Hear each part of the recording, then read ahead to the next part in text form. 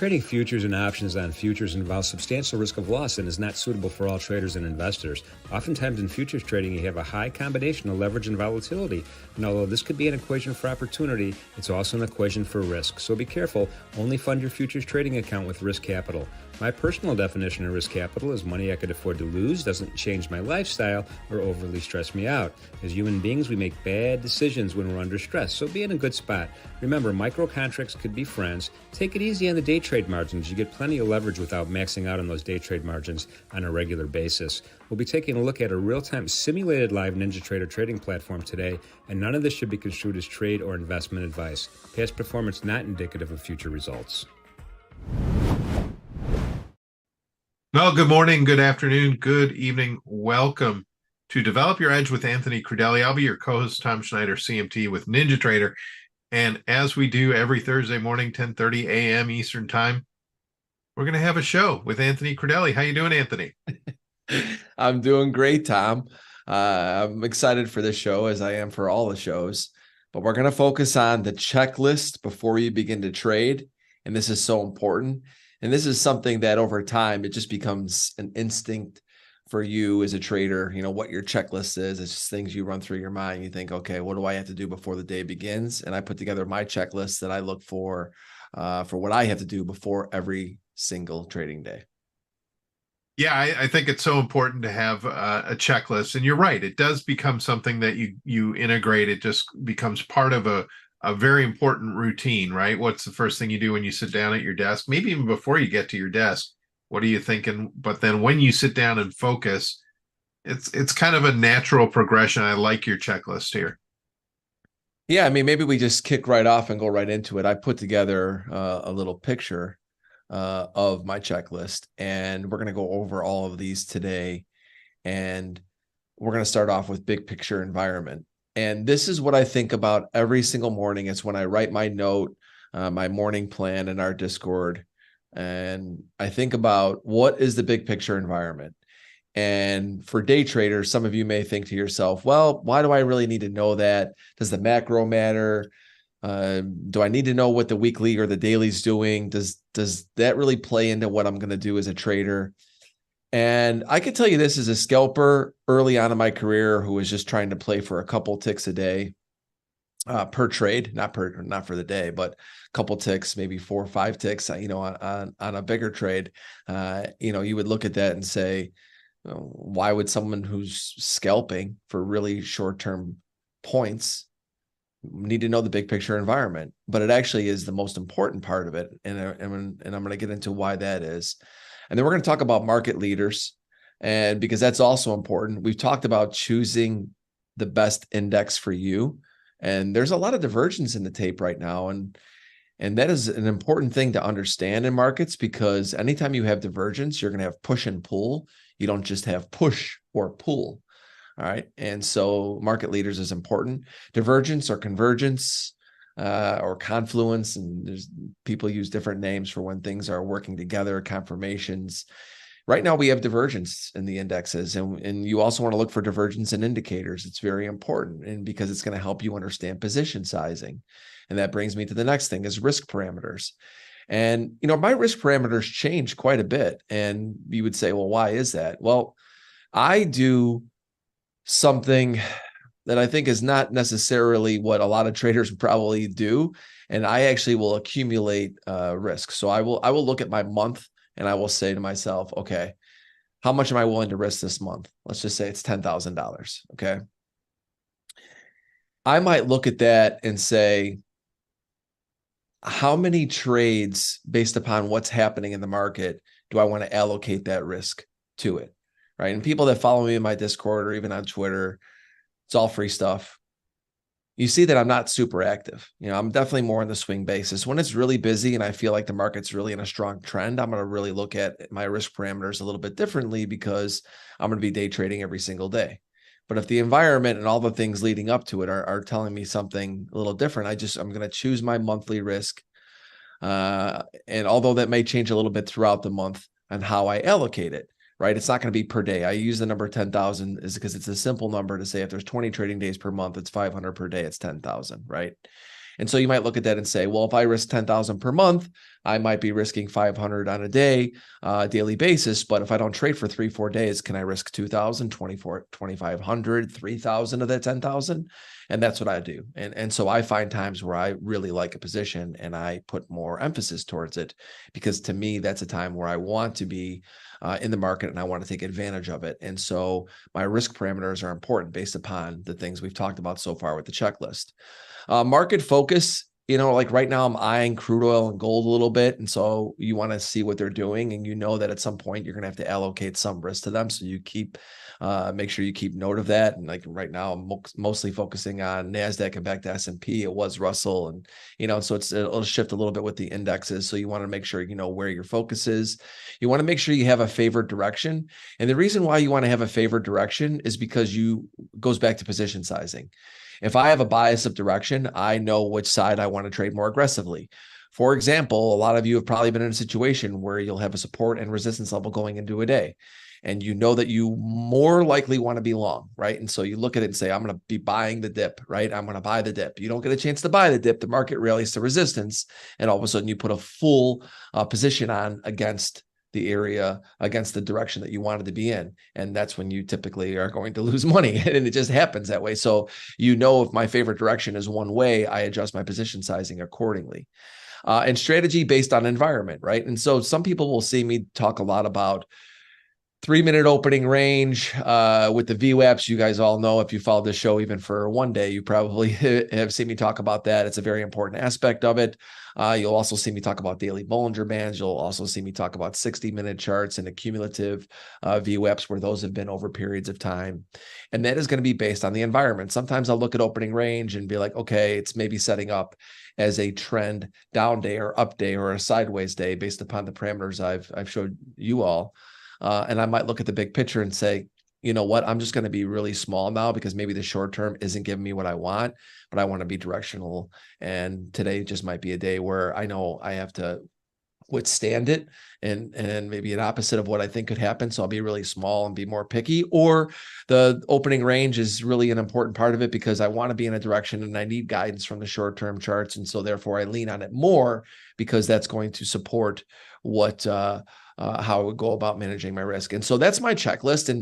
And I think that for everybody, once again, this is my checklist, and hopefully you guys can take something of what I'm going to go over all of these and how I prepare for them using the charts. But and it's just like we said, Tom, it's instinctual. It really does need to be an instinctual checklist, because when you think even about trading rules, if you're day trading futures and you need to look at a piece of paper to see what your rule is and go, oh, well, hold on a minute. Let me go see what rule number 7 is. You're screwed, man, because by the time you get there, it's too late. These things have got to become instinctual. And this list for me is just, I could spot this off at any time because it's instinctual to me.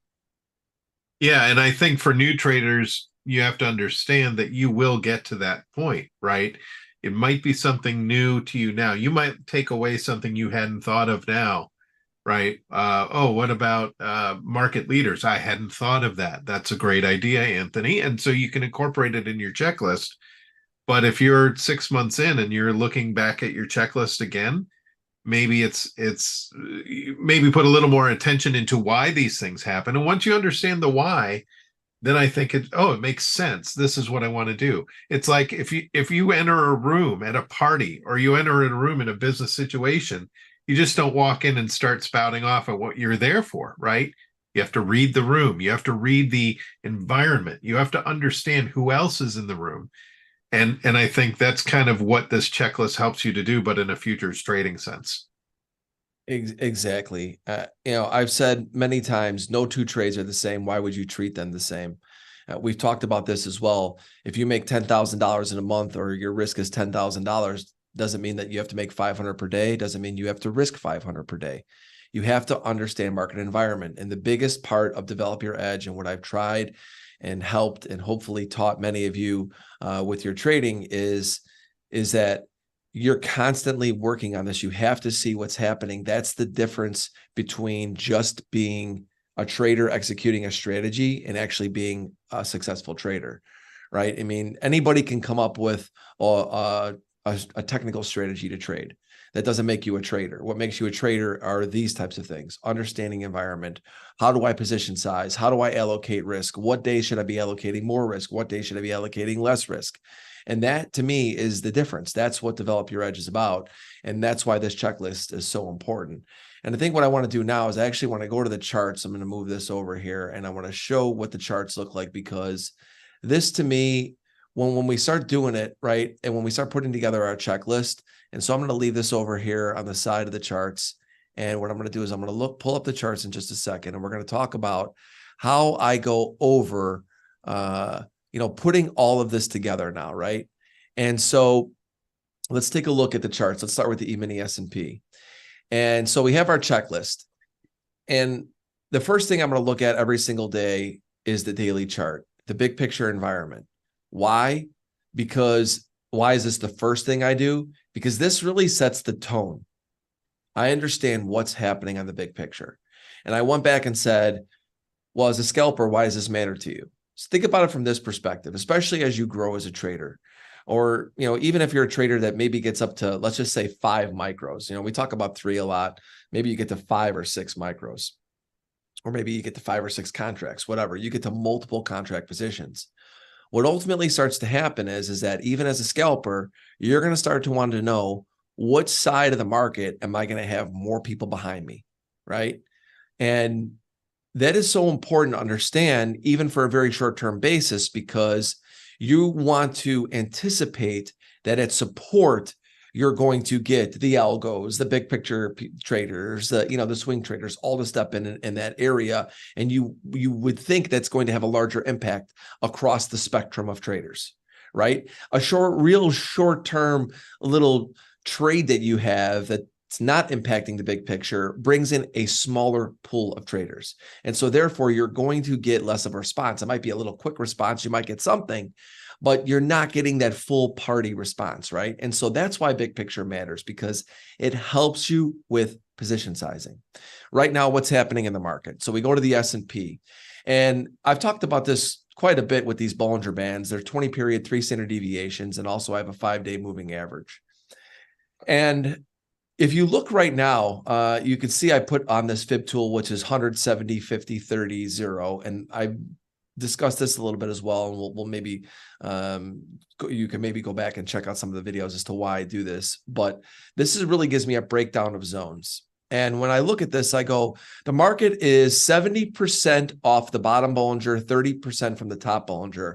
What are the Bollinger Bands doing? And they're flat to potentially opening, right? And we're sitting at a 5-day moving average. This is a very bullish environment. And the reason why it is because you have 5-day moving average sloping higher. You are near the top part of a 3 standard deviation Bollinger Band. So you're almost within the top 30% of it, which to me is when you become very bullish, because you even potentially go and test that top Bollinger Band. And so you look at this environment and say, we are just grinding higher off of this sharp V bottom low. And the pullbacks have been very minimal, even on a day like today. And so right away, I look at that and say, I'm bullish S&P on the big picture. Shorts have the weaker hand right now. Everyone's looking for a modest pullback, and it just barely happens, right? Even with today. You look at NASDAQ, looks very similar. I don't need to draw the fib tools, but you get the gist. Top Bollinger Bands are open. I don't even have a 5-day moving average up here. This is just to really get a quick glimpse of it. You can see that the NASDAQ's near recent highs. What most likely is to happen is that, doesn't mean it will happen, but probably start to run this high at some point and probably go to test that top Bollinger Band opening higher, bottom lower. And anytime you see that, that's range expansion. Big picture is leaning towards bullish in NASDAQ, right? And I'm just going through this relatively quickly because this is not about me going over the details of how I do this stuff, right? This is more about understanding the checklist. Going here, and Russell's sideways, if anything, a little bit weak. So now I'm not going to go into Dow. I don't need to, but you understand the big picture environment. I look at it and go, okay, what's happening here? And then I go to the next one, which is market leaders. Well, who's the market leader to the upside, right? It doesn't take rocket science to know it's NASDAQ, right? Because the NASDAQ is the strongest market so far this year. Right now, it's been the leader to the upside. It's had the strongest percentage move, strongest points move. Obviously, that they go in tandem. And the Bollinger Bands mouth is opening very wide. The Russell's the weak leader. It's the one that's holding the S&P back. And then you have the S&P, which although it looks very similar to the NASDAQ, maybe not quite as bullish because that top Bollinger Band isn't expanding quite as much. But nonetheless, the S&P is reacting more off of NASDAQ than it is of Russell. So I have market leaders in my mind. Weakness is led by Russell, sideways action Russell, big picture upside leaders, NASDAQ. S&P is closer to NASDAQ. If I'm trading S&P or NASDAQ, those two, as most of the time, are going to be more closely tied. Divergence or confluence or confirmation, divergence, right? It's divergence. You have NASDAQ strong, Russell weak. Bottom line, in bull markets, you don't get the cleanest moves to the upside or the downside in bear markets when you have divergence. It's just the way it is. It doesn't matter if the Russell stocks aren't in the S&P or NASDAQ. It doesn't matter. It's about the rush to get in. You don't get the cleaner moves when you have divergence. It's just the way it is. Look at what we've been the last 3 months. We're going to go higher. No, we're going lower. We're going to go way lower. No, we're going higher. And this is divergence. This is what happens a lot. So understand that environment. We get near overbought or near oversold with no follow through and the market comes back, right? Now we get into risk parameters. And so this is something that where I look at it and go, and I haven't done anything really this week. And I want to go to, I'm going to pull up Tradevate, and I have this up on Sim. Okay, I'm always doing the live trading in here. I have Sim up today because I want to put some orders in a simulation mode to understand risk. This is one of the things that, you know, because I'm not, as much as I love all of you guys, I'm not going to do it live and lose money just to show you how I'm putting something in, right? And so I want to talk about why this is how I look at risk, and when you look at the E-mini S&P and how I would look at something, right? And so we're going to go to the short-term chart, and what I want to talk about is if you have a bullish look in the market, like we said, S&P and NASDAQ are bullish, but we've got some divergence with the Russell. Today is set up as a trend down day, which is going against my daily chart, right? Because my daily chart in S&P and NASDAQ, I said, are bullish, right? Whether you agree with it or not, doesn't matter, but that's my, the way I'm looking at it. And you come in, you have a trend down day, and you go, okay, I want to potentially buy them here. I want to try and find a break, but I'm going against the trend. So it's really why I haven't done anything today, but I want to show you how I would allocate risk and understand a couple of things. When you have a trending down day in what you would consider a bullish market, okay, you want to buy at and below support. I'm going to say this again. When you have a trending down day within a primary uptrend day, you want to buy at and below support. Why? The reason is because today is set up as a weekday. So you want to use that weakness to get better pricing. If it's a trend up day, I'm going to try and buy at support or above support because I want to try to make sure I get in. So on a day like today, what I look for is this. Let's just say hypothetically, I want to be long on a trend down day. I think we're going to go back to VWAP. VWAP's 95.25. I have 84.25 is the bottom second standard deviation, right?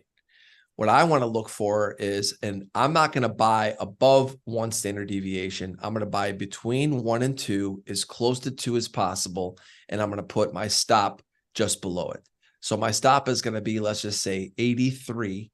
Okay. But I'm not going to buy anything above the standard deviation into a rally, right? I'm not going to buy into a move higher. I'm going to buy into a move lower and try and buy at and below pricing.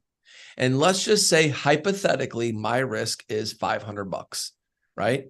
So you have E-mini S&P stop at 83. So the first thing I'm going to do is because I'm going to put some orders in. This is why I wanted to do it with Sim. So right, first standard deviation is 90, right?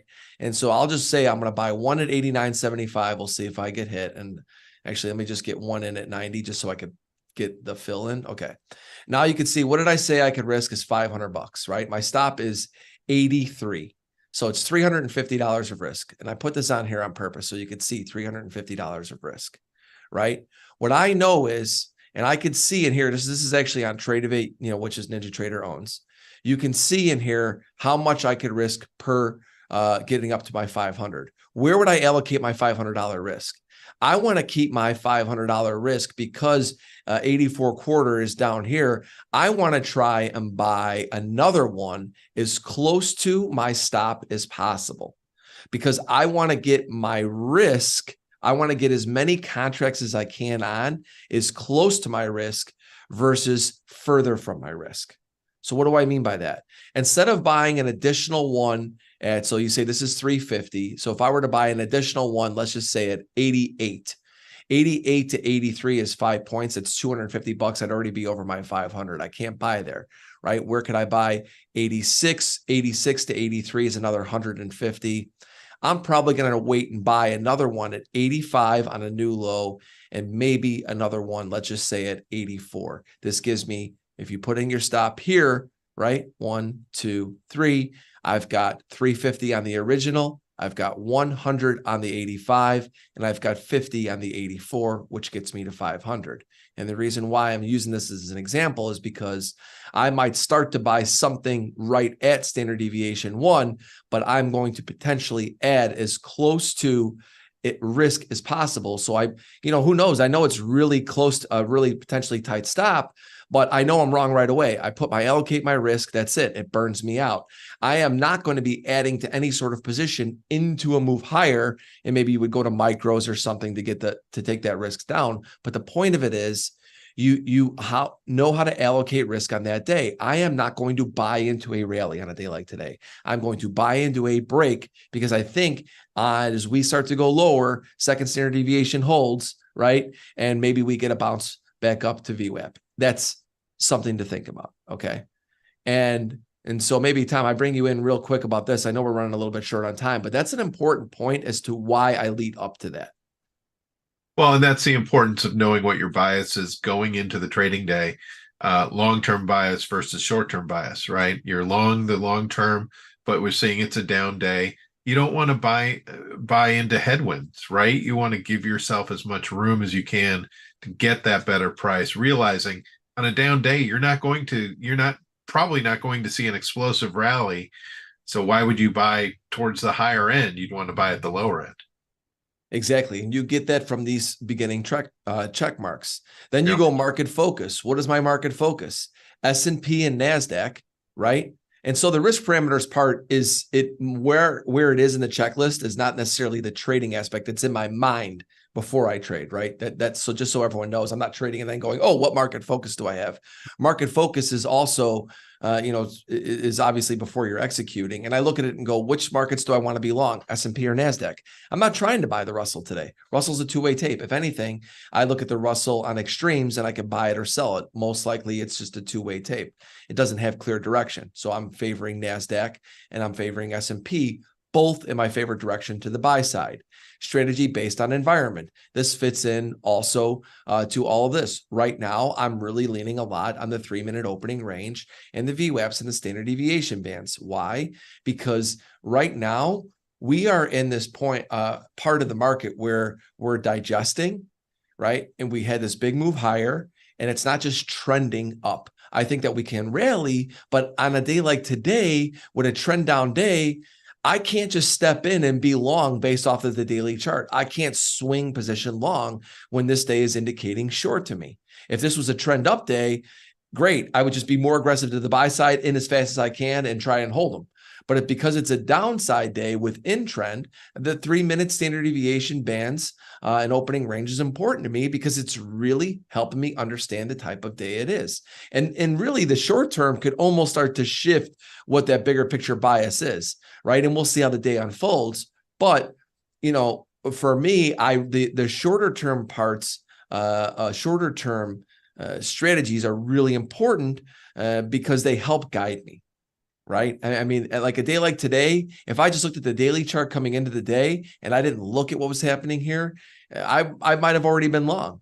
Right. But this told me not to. So I haven't done anything. And so that to me is and you look at the checklist, it really is, they're all really kind of working together in a lot of ways. Right. It's just building that what everyone talks about, discipline and patience, that all stems from this, because this is what gets me to that point of discipline and patience, your checklist. Yeah, I completely agree, and I like how it's, you know, in a natural progression, kind of big picture to smaller picture at the end, right? To the focus. When you say market focus, when you say risk parameters, those are still kind of mid to high to mid level views that you're taking, right? They're kind of, it's really when you get into the favored direction strategy based environment is where you get into those very focused, very small term. I don't mean small term in a bad way, but as 3-minute charts, I'm going to really be in the moment. But everything leads up to that. You know, what your mentality is going into that smaller environment, right? You have to kind of put the trees that you see here in perspective of the forest of the bigger picture. 100%. And, you know, going back to this Dome, something I could talk about is like, for example, let's just say, I mean, once again, this is why I wanted to have this up on a sim today to show you some examples of just clicking in. Let's just say it's a bullish day, right? And let's see what the RTY. So the RTY, none of them are really giving me anything really. Okay, so here's NASDAQ. So maybe we go to MNQ, right? And look at this beast. So the NASDAQ is a back above VWAP, back above opening range. Let's just say that, you know, hypothetically, this is not a trade I would take. So don't use the setup as an example, but understand the risk parameter aspect of it. Let's just say that I could risk, I'm going to do a 5 lot here because it's MNQ. I'm going to get up to 10 and I could risk $300, right? Or $500 again. And I want to lean on VWAP.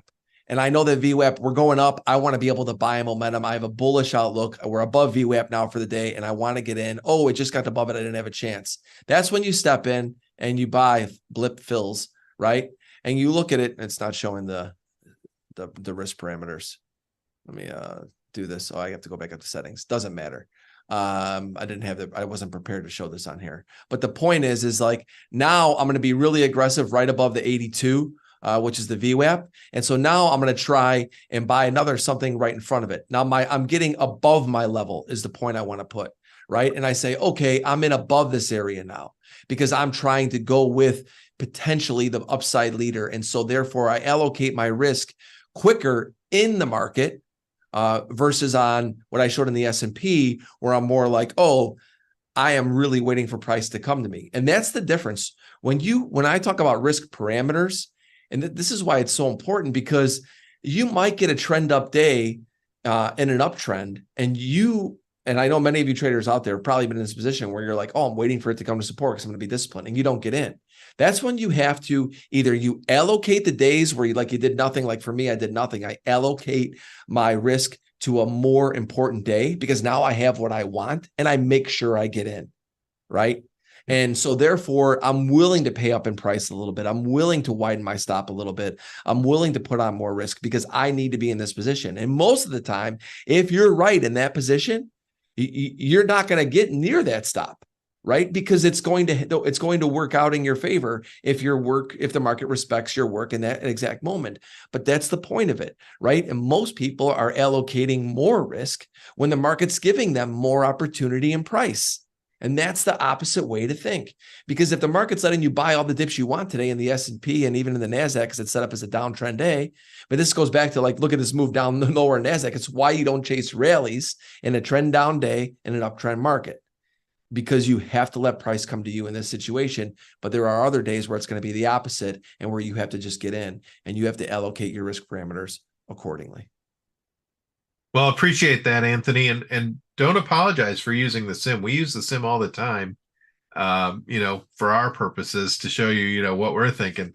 So totally agree with that. I know we're running up against time. Why don't we just go into the business you have with the CME?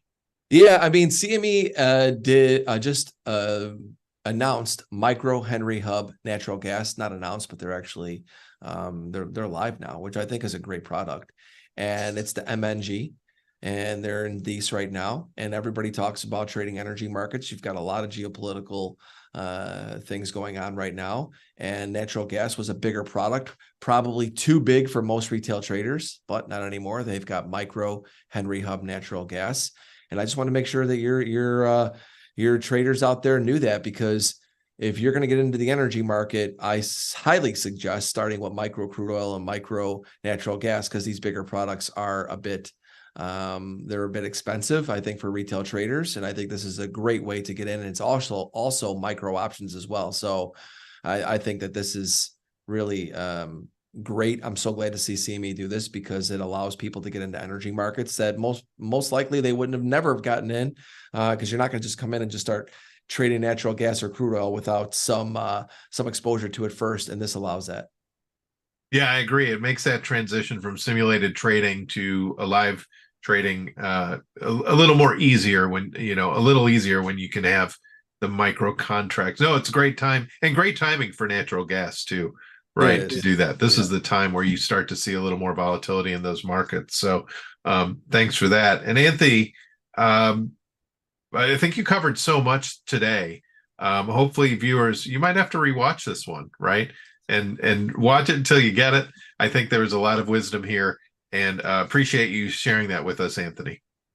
Yeah, thank you, Tom. And I plan on doing more shows with specifically focused on that style of risk of adding, scaling in, scaling out. I know we've done that, but it's one of those things where it's going to take time. And, if you are confident in your planning and you got your checklist together, it really all comes down to your execution after that. And it's what will create that discipline and that patience for you, and really become a better executor of your strategy. Because ultimately, at the end of the day, I've said this a million times, everything works sometimes, nothing works all the time. And so you as a trader, how you grow and actually become a trader is by understanding the times through your checklist, through your preparation, and when you could step on the gas and when you step off the gas. And to me, that's really the defining line of really, I think, becoming someone who's just on sim or just barely paying the bills or barely making money as a trader to actually becoming full-time traders. I'm sure that's many of your goals. Awesome. Thanks so much, Anthony. And thanks to the viewers for coming. We'll be probably diving into the archives next week and the week after, but then Anthony will be back in 3 weeks with some new content. This afternoon, we'll have Mike Burke finishing the day with bars closing. So in the meantime, have a great trading day. We'll see you then. Take care.